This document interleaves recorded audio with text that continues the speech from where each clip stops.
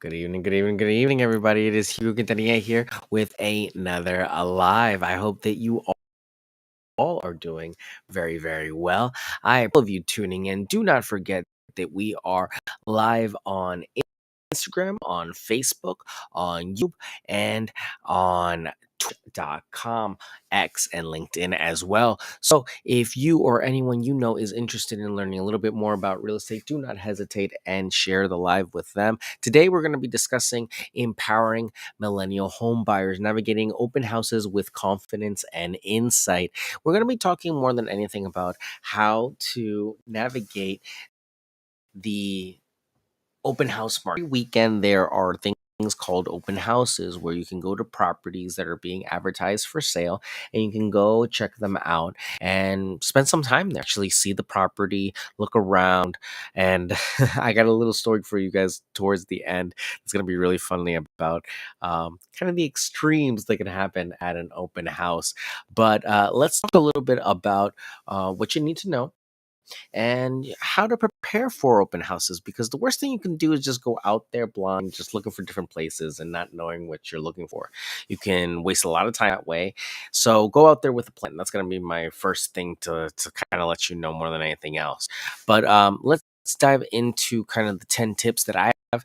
And yeah, if you have any questions, leave them on your platform of choice. Number one, budget. Have a clear budget in mind before attending open houses. Consider not just the purchase price, but also additional costs like property taxes, home ownership, association fees, and maintenance costs. There are tons of mortgage calculators online that you can check out to make sure that you're actually within your budget. And more than anything else, that's what you want to keep an eye on. Are your monthly payments going to be consistent? Are you going to be able to save while at the same time paying this mortgage down? If we have a 30-year payment, can we afford this payment for 30 years? And that's really what we want to assure ourselves more than anything else. Number two, location. Evaluate the neighborhood and its proximity to essential amenities such as schools, workplaces, hospitals, and shopping centers. Also consider the safety and overall vibe of the neighborhood. It isn't hard to tell. Go over there a few times, check it out during the daytime, during the nighttime, get a kind of feel for it. There are some places that you don't want to go to. Just point blank, period. There's some locations it's not worth your time. It's too dangerous. And even if you did manage to invest the property, it probably wouldn't get you that much return in the long run. Now, which places those are, I couldn't really tell you because they all vary from place to place and state to state. So talk to a professional and start asking around and do your research, because like this says, more than anything, they're going to be key indicators and quote unquote red flags to look for. If you can't find a grocery store anywhere nearby, if you can't find a good school anywhere by, and don't even mean like a good school. I mean, a school in some situations. And even some things like, if you can't find any parks, any organic markets, anything like that can all be stuff that really it's a sign that you don't want to be there. I'm not saying that all these places are horrible, they don't have these things, but at the same time, you want to see growth for a secure investment. Remember, we're not, it took us a lot to get the down payment. It took us so much to save this money. We don't want to spend it in a place where it's not going to give us some good returns. Property condition, number three. Assess the overall condition of the property. Look for the signs of wear and tear. Check the condition of appliances and inspect for any necessary repairs. Now, I will tell you, I've had people walk in there and start, checking out the appliances and just running everything and making a big mess. Yes, you can do that. But I would first ask, because more than anything else, the open houses are kind of like a speed dating sort of round, if I can kind of describe it to you like that. You go out and you see a whole bunch of properties, typically without representation, to go kind of get a feel for the market and kind of understand, or get to know a few of the places that are nearby that you might be interested in. Maybe even snoop around and see if there's some stuff that might be worth your while to kind of improve, especially in the neighborhood. If you own a property yourself, it's a great way to do some research on your neighbors. But more than anything else, the open houses are a kind of trial period. A lot of people use open houses to go meet realtors and kind of get a feel for them and just, interview them. It's a great way to meet people with no pressure, and just kind of get a feel. If they run a good open house, they typically run a good show. And one would hope that they're on the up and up when it comes to their listings. So, things to look for. But as always, focus on the quality of the property. You're not going to go in there and negotiate the property at the open house. It's just not what you do. So look at everything, take pictures if you can. If you want to be on the safe side, ask permission first. But go ahead and just check it out. You can do this without representation, but just be honest about that. Say that, hey, I don't have anybody representing me more than anything else, because then from there, you'll be honest with this person that's a realtor, and you won't have to feel awkward when they start asking you all these questions, trying to bring you on as a client. Number four, think about the future resale value. Thinking about the potential resale value, consider the neighbor's trends, the neighborhood's trends, the property's unique features, and what might appeal to future buyers. Are there going to be updates to the property? Are there going to be um, improvements to the area? Well, what type of things are coming around and on the up and up? Those are the things that you want to think about more than anything else when it comes to the future resale value. You can't predict what's going to happen down the road. More than anything else, what you can do is actually envision good key indicators. Remember, we want good grocery stores, we want good food, we want gas stations, we don't want a lot of liquor stores, we don't want a lot of gun stores, we don't want a lot of check cashing places. It's not anything wrong with these places. It's just we want a mix of a lot of different sorts of businesses so that we have the best opportunity to go into communities that have the best growth.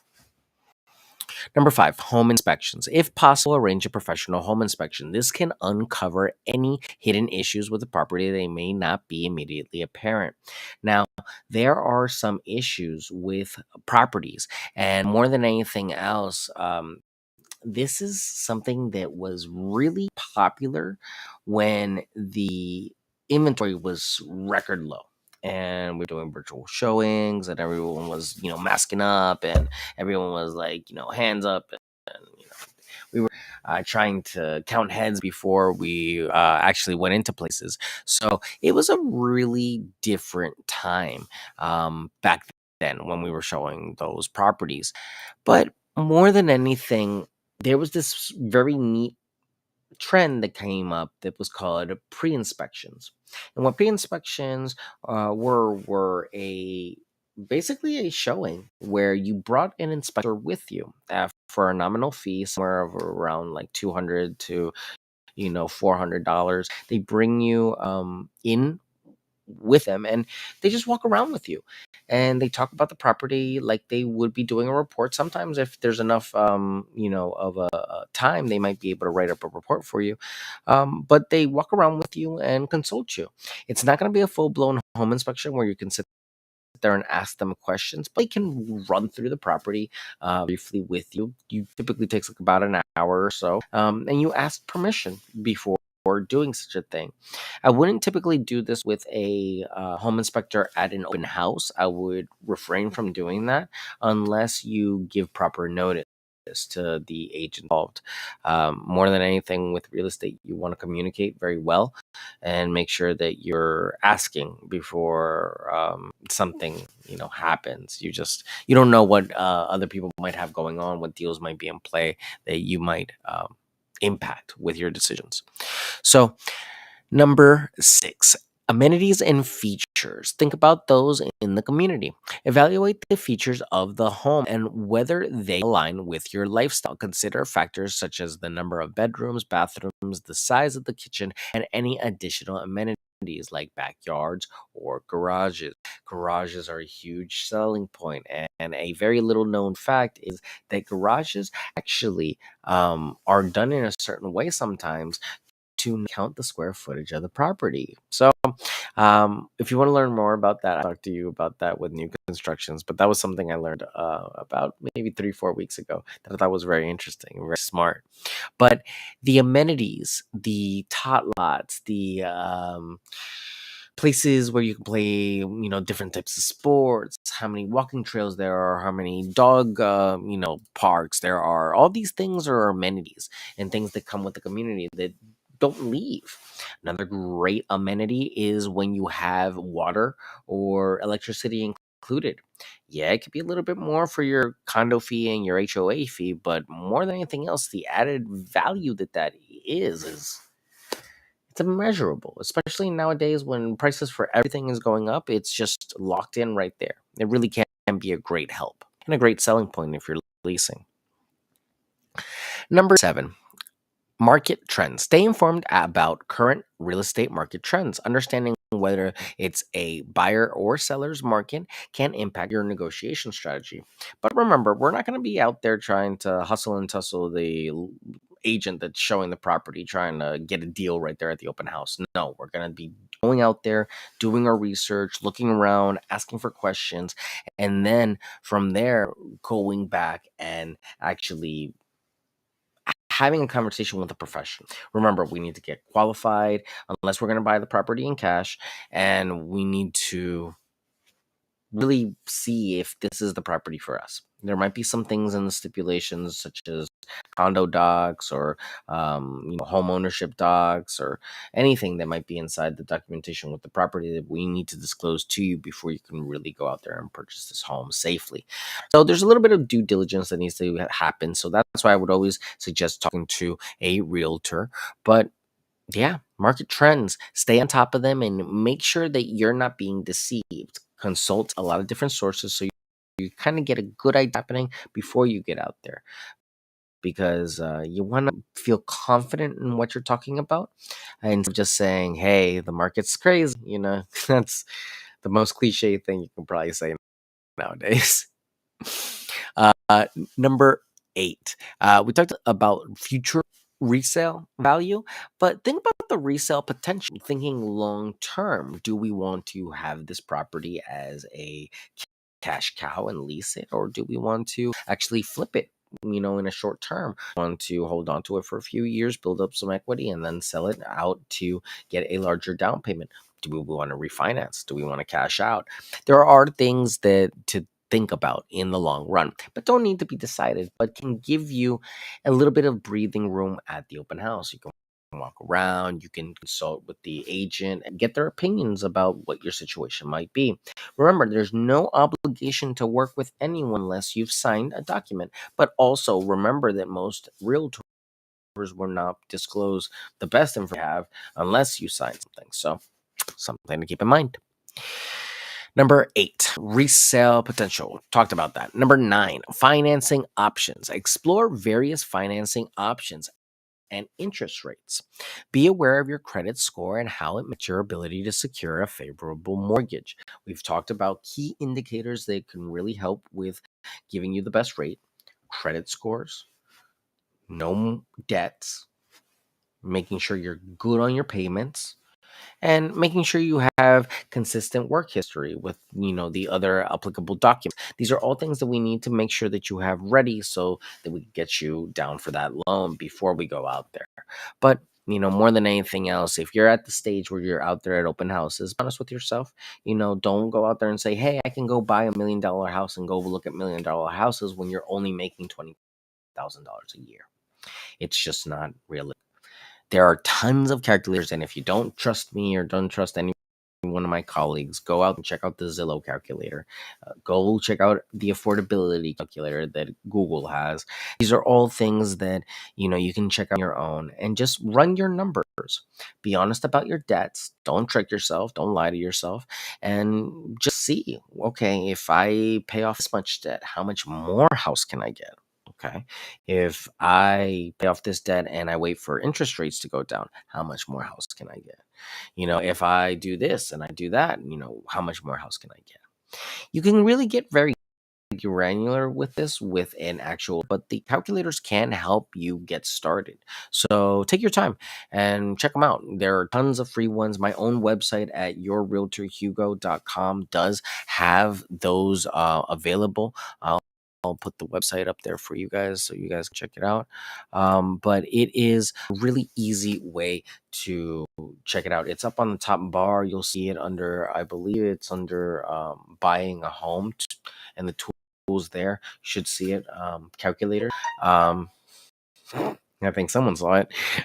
At any rate, I hope that if there are any tools that you want to see out on the website, please let me know. I have a few things on there that are not the most accessible things, but if you would see something on there, a different tool that might be easier for you and your family to use, let me know. I can always bring it up to management and get it on that website for you. Number 10, future plans. Consider your future plans. If you anticipate major life events and changes such as starting a family or changing careers, choose a property that can accommodate these changes. Don't go and buy a studio apartment when you're about to have twins. It's just okay, it's a property. I'll give you that much. And they're babies. I'll give you that much. But at a certain point, you're going to realistically need to sell that property. So it kind of goes without saying that there's going to be a point where you're going to grow out of it. So don't set yourself up for failure. Now, also, don't set yourself up for poor expectations as well. This is why we want you to do your research and look at what's out there on the market beforehand. So don't go out there and look embarrassed to having sticker shock about, what you can afford.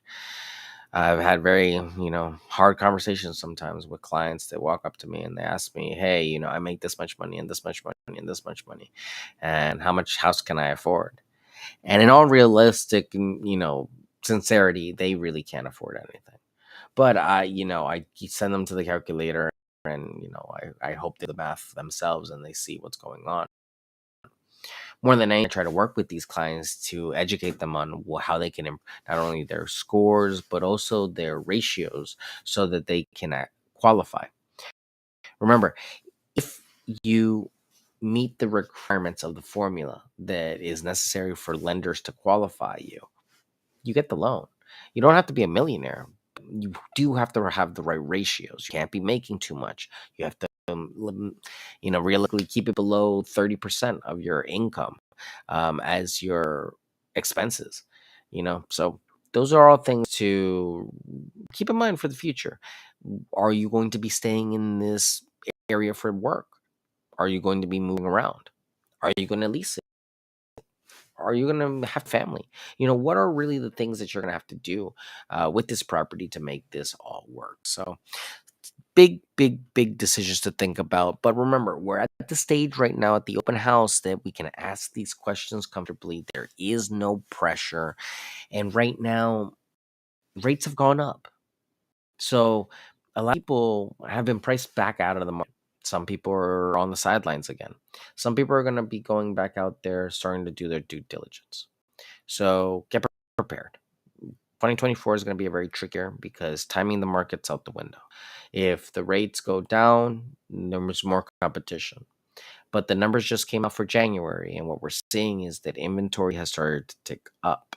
But this is not in every market. So make sure you're paying attention to your particular market and talking to a local realtor about what's going on because as you can see, month by month, it's changing very, very quickly. And I think a lot of that has to do with these crazy double digit days that we're having in this market. So it's going to be very interesting to see.